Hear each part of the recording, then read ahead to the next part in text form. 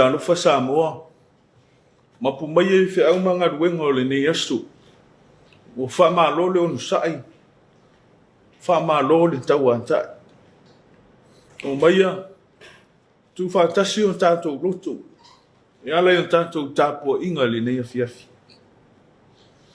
tatou tapo ai le atua le ali ie O whai oi ma mea mātou teno nofo ai lean tūpulanga ma lean tūpulanga. O lei whanau mai maunga. I lei whaia fo e oi le lalulangi ma lean tū laulau. O lean tua oi mai le vavau. E o oi le wha vavau. O le tatalo mo le nganga pa ia. Te tanto uifo ma tatalo i lean tū. Lean tua to le tasi pa iae.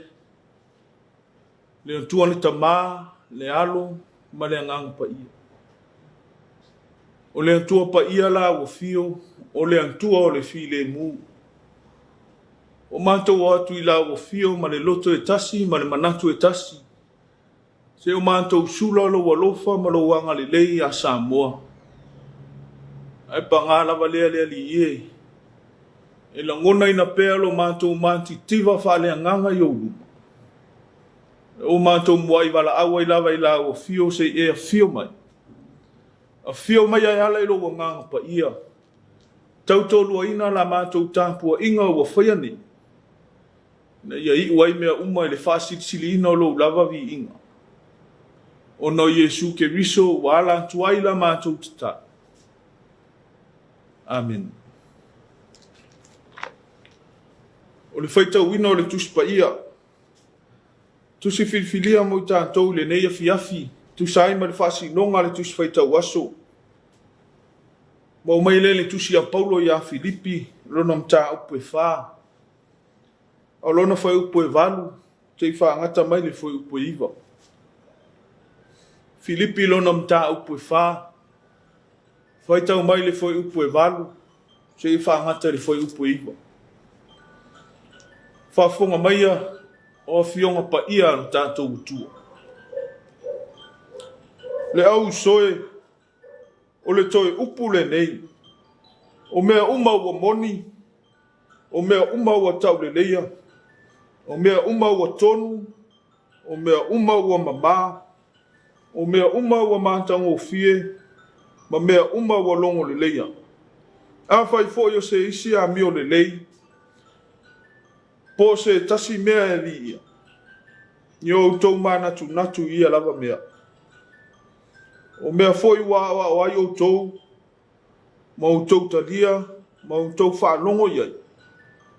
Ma o tau wa ai mai ante au. Yo tau whaia ia lava mea. Ona iante o tau leo le antua e ona le file mu. Whamanu ia mai le antua. Ala le tātou whaitau ma whanongo longo. Inisio ana fionga pa ia. Ma ia tu mau atu pe ia te ia lona vi inga. Nei se ia o le whavavau lau. Amen. O le launga le suafa mamalu o le antua le tamā, le alo, ma le anganga pa ia. Amen. Maua le matua ma le tusi sa tātou whaitau wina ma le whenga inga fōu. Filipi lo na mta upo e wha. Whaonga ina le whai upo e walu. Wha fufonga o te toi whaita wina. Le au soi. O le toi upu le nei. O mea uma ua moni. O mea uma ua tau le leia. O mea uma ua tonu. O mea uma ua mamā. O mea uma ua mātango fie. Ma mea uma ua longo le leia. A whai fo yo se isi a mio le lei. Po se tasi mea e vi ia. Io tau mana tu natu ia lava mea. O le manatu au tu sai man fasi nonga le tusi whaita waso. O le atua o le file mu. Ma tātou whati nonga. O le atua o le file mu. Ma tātou whati nonga. God of peace. And our practice. O le tala lava ia o le fuafuanga i le mori maua ke nese. Ua sila atu le atua ua le lei. Au le wingo le upu le lei o lo whamatala e le tustala le sila le atua. O na lau ele tamau a inga. O la au ma mea o la uma e tutupu mai ai e manuia. O na minerale e mamā. O lona manongi ua longo le leia. o se no foanga e matangofie. O lona winga. O se lalo langi na afi le mu matangofie ma tau le leia. Le moli mau le au su o le whianga inga tuai. O le lalo langi o se no foanga e fio ai le atua. E pe tai ua fia atua le tangata. Mana so sofa le matangofie o le foanga e le amtanga. Ai na mau pe le tō vai. Ma tau fi umaya le atua i lana tangata na whaia i lona whaatusa pa ia. Na tū mau lava le file mu o le atua. I whaati nonga lana tangata na ia whaia. A le file mu le o le atua na toi sa ili mai ai ala ia Yesu Keriso. Peo na walo ia i Isaia. Ua foi na mai mo i tātou le antali. E lo na ua le malo. E ngō foi o ia. O le sili ese. O le fai pule o le atua malos. O le tama o le whaavavau. O le ali o le file mu. O lono winga o Yesu. O le lenga ma le file mu i le vao le atua ma le lalolangi atoa. Le Yesu le e ana le ngaluenga e peo na whaamalusi au ai Paulo le ekalesi e Filipi. Peo na iai upu i le foi upu e valu o whai matatu mutua. Le au soi, o le toi upu le nei. O mea uma ua moni tau le leia, tonu mamama. Matango fie malongo le leia. A whai foi o se isi ami o le lei. Po se tasi mea vi ia. Ia on tau mana tu natu ia lava mea. Po le wha moe maua lungo le apostolo Paulo.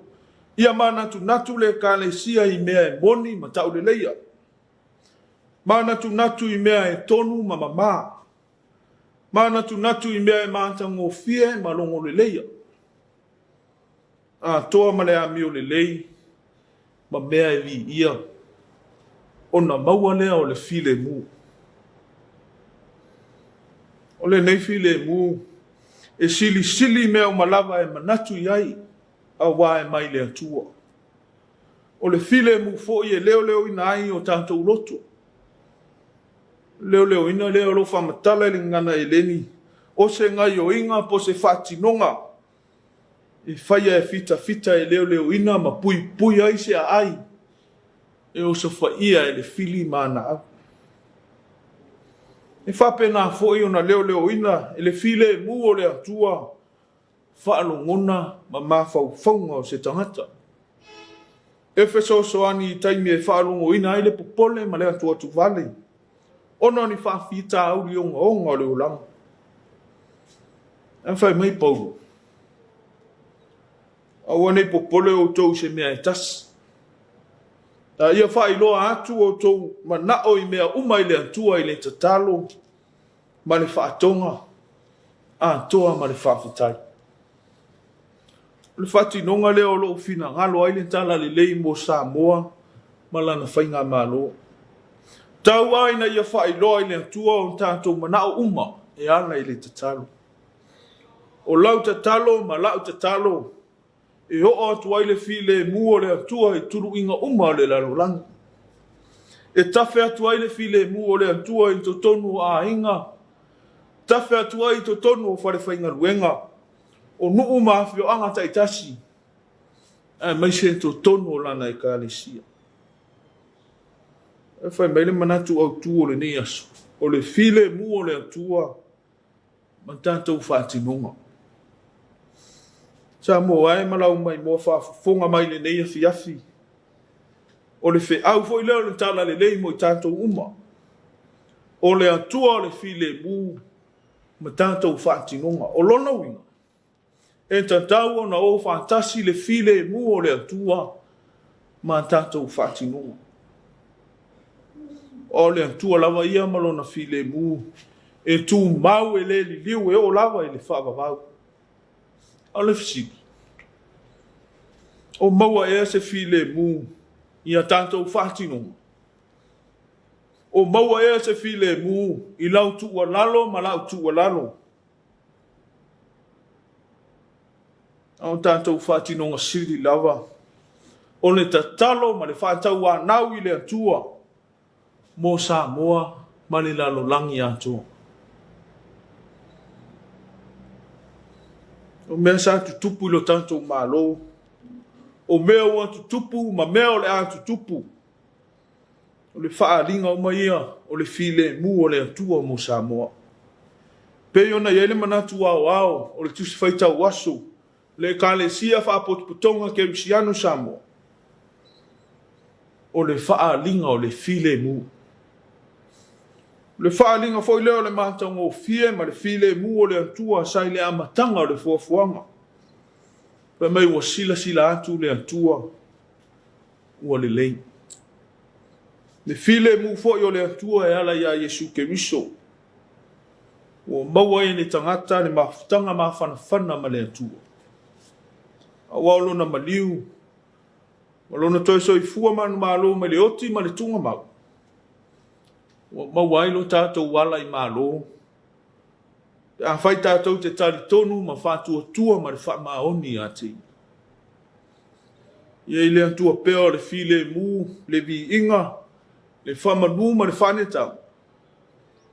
Nei se ia o I le whavavau lau. Amen.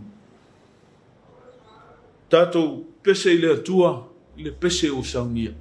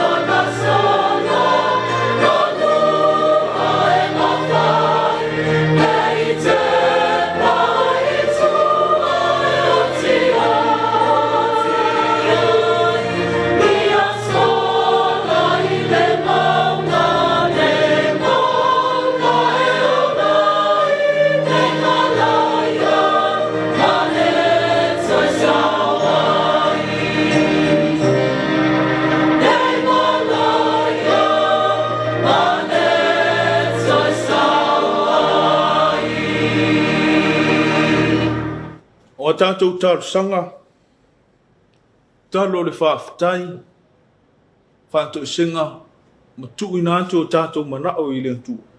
Tātou ifo ma tatano I le atu. Le atua silisili e selo mātou tamae whawawau. O le atua tō taspa ia la u fio. O le atua le tamā, le alo, ma le ngang pa ia. O le atua na whaia le langi, ma le lalo langi le amatanga. Le lawa se mea e tasi na whaia e le I whaia e o lava au. Na e whaia leo le tangata, I lo lava whaatusa pa ia. Ma le whaamoe moe na ia I loa e tangata. Na o lavi vii ma Tapuaiga la o fio e le aunga. E a fuanga leo le whaasifo lo nuu le nei Afiafi ma lo atu nuu. Se o mātou sula lo walofa ma lo wanga le lei. O lau tau singa lo mātou wola. O mātou au bia mai ai. Le māsina lo na se fulo la mātou sava linga I le nei foi tau sanga. O mātou vi ia I pēa la o fio. O na lau tau singa ma lau pui puinga I lo mātou wola. Awa la o fio le antua lava o le file mu. O mātou mauai manuia. Ma mātou sapi ai. Le nei lalo langi le atua lo mātou tama. Mātou vi ia la o fio. No manuia na o mātou a inga uma. Samoa nei mātunu e mamau. Manuia Samoa malanga whainga mālo. O manuia le lalo langi atoa e ui lava ina whenga iai ma le whaamai. Awa umalava na e tapena. Au wala e malu pui pui ai no mātou soifua ma le ola. Bi ia I pēa la o fio o na o lau tau singa. O lau leo leonga ma lau pui puinga I lo mātou ola. O manuti ai mātou mai le whaamai oti e peo na lofi ai le lalo langi ato. Au mātou whaafitai tā leni ma ngā waa ese wa e whatamau ai ngai nai. Yo mātou tangata. Na ia mātou whaatino ai. Maua se vi inga o la o fio I mea mātou te whaia. Mātou whaafitai la o fio o na o fio pa ia. Mātou mawhau whau ma o mātou whaitau ai pēa. E le umane tamau a inga. A le whaasoa mai no mātou wola. O le sulu o mātou wae. O se marama lama o mātou wala uma. E a o ao. E a o ai ma whaatonu ai mātou I mea tau la o fio. Mātou whaafitai le musumusunga lilo alo lava nganga pa ia. Tau tō lua ina I mātou. I taimi e whesoa ina ai. I whaafi tā uli. Ma mea e tutupu le o langani. Awa marutia lava I mātou. Ono le musumusunga alo lava nganga pa ia le atua lo mātou tama. Sili la mātou whaafitai. O lo lava lo pelo Jesu ke riso. O lona soifua ato toa na ofo ina mai. Mo le whaamanga lo ina o le lalo langi ato. Ia tūmau atu pei la o fio le vi inga. O le whamanu ma le whanetang. O le mamalu ma le pule au malau. Nei se iau o le whaavavau. Whaavavau lau. Le antua mi o tō nue. Pa ngale tele o lo walofa. Ma lo wanga li lei whaasoa lo mātou. O le tusa lava lea ma la mātou tali atu ia mātou whatinonga. Ma la mātou tū, ma la mātou savali luma o la ufio. Lo wa mātou atu ai, o I mātou o se antu nuu e anga sala. Mātou tau tino lo mātou le ato atoa, le whatinonga o mātou whiau matiuti. O whaatumutumu lima, le whatinonga o mātou ngā luenga. Au a mai lava la mātou sila ma la mātou wa ai la o fio. E te sila fia mea umai o mātou lotu. Whapare mai lo walofa le atua lo mātou tama. A vea ia le toto lo lava lo pelo Jesu ke riso. Na ia mama ngalo ai le lalo langi ato. E le atua tani mana oe. O lau fio e manuia e o mātou manao i mea lelei uma. O mātou te talo i lau fio. Se e whamanuia i a Samoa, malana whainga malo. Whamanuia i le ao le malo ma le masiofo. Sui o le fono sui tō fia. Le pale mia ma le kapeneta, le pale mene. Le whamasino sili ma le ofisa o whamasinonga. O ulo matanga luenga taitasi. O pisi nisi tu maoti. Ia iai manuia o lau fio. Tai pea ma le tonu. A wase manuia o Samoa nau tele. O mātou ta tano mo nai o mātou ta māmatina mātutua. Ia mana pea la lātou ta talo. Ni whenga iei o Samoa atoa. Ele ngata i Samoa nei. O atu nuu e mamau. Ma whe au manga luenga. O lawa singa. Ia nga le lei matau sia pea. Le soifua o nai o mātou ta māmatina mātutua. Mātou ta talo i lau fio. Ia anga le lei. Ia au whainga luenga. Tu tofi o whawhane le malu. So se tafo le nei lalola. Ia mana fo ila lātou te talo. Au ase manuia o Samoa. Mane lalolangi atua. Mātou talo i lau fio. Nai o mātou whanau iti o whea ngai maa o onga. Ia anga le lei matausi a pea lo lātou wola. Maua pea lo lātou fia. Na ia maua pea le ola finau. Ia maise ona ola māta tau i lau fio. Malo fina ngalo le ielo mātou o tua. Mātou te talo mo i lātou o lo maua i mai o le tino. Ia anga le lei matau sia pea lau fio. A vea tonga fitinga li mata mai tai foma. Ia ala mai lo mana wha malo lo. I lātou o fitia i le au pongsa o na lau wala au pa ia. Wha maise, ma wha maa whana, lo lava nganga le antua lo mātou tama.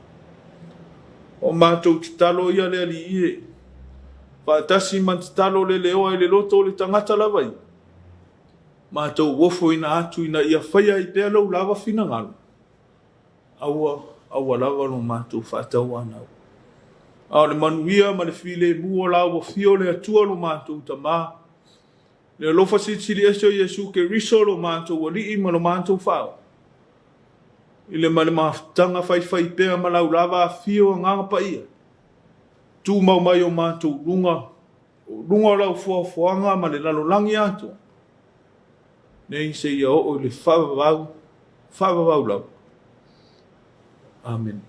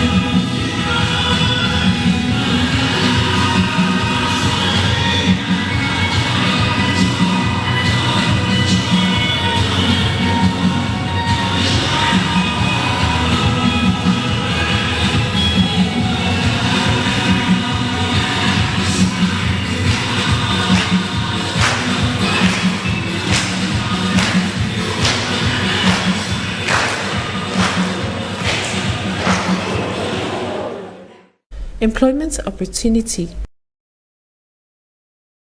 CCCS is inviting applications from qualified individuals for the following position. Position Chief Accountant. Salary will be commensurate with experience and qualifications.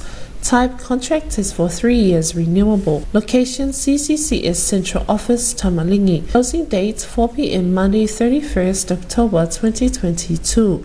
Job profile. The appointee will come under the direction of the church treasurer. Chief accountant performs the general accounting and financial statements reporting of the church.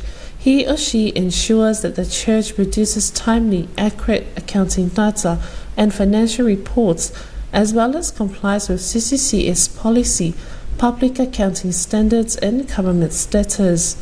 Requirement: must be CA or CPA or partly qualified with a degree majoring in accounting. 3 to 7 years relevant experience, of which the other is of supervisory role. Excellent knowledge of accounting software such as Xero and Attaché is essential. Must be computer literate and experienced in Microsoft applications. Experience in church accounting, non-profit is essential. Must be neat, well organized, and able to meet deadlines. Understanding and respect of accounting body code of ethics is essential. Job description can be uplifted from the General Secretary's office at the John Williams Building, Tamalingi. All applicants need to provide verified copies of qualifications, an up-to-date CV, 3 respected referees with genuine contact information, and a letter from your church minister. Please mark all applications, Chief Accountant, and address to the General Secretary, Congregational Christian Church Samoa, 5th floor, John Williams Building, Tamalingi, Apia. Reverend Vavato Tofao, General Secretary, CCCS. Office of the General Secretary. Employment opportunity. CCCS is inviting applications from qualified individuals for following position. Position Internal Auditor. Salary will be commensurate with experience and qualifications. Type contract is for 3 years renewable. Location CCCS Central Office, Tamalingi. Closing date 4 p.m. Monday 31st October 2022. Job profile. The appointee will come under the direction of the Church General Secretary. The Internal Auditor ensures that the effective system of internal control is in place and complied with at all times, and to advise on policy and/or procedure changes as appropriate. He or she ensures to identify risks and suggest risk management actions, and to examine and evaluate systems and activities in the CCCS Central Office. Requirements: must be CA or CPA or partly qualified with a degree majoring in accounting. 3 to 7 years relevant experience, of which the other is of supervisory role. Excellent knowledge of accounting software such as Xero and Attaché is essential. Must be computer literate and experienced in Microsoft applications. Experience in church accounting, non-profit is essential. Must be neat, well organized, and able to meet deadlines. Understanding and respect of accounting body code of ethics is essential. Job descriptions can be uplifted from the General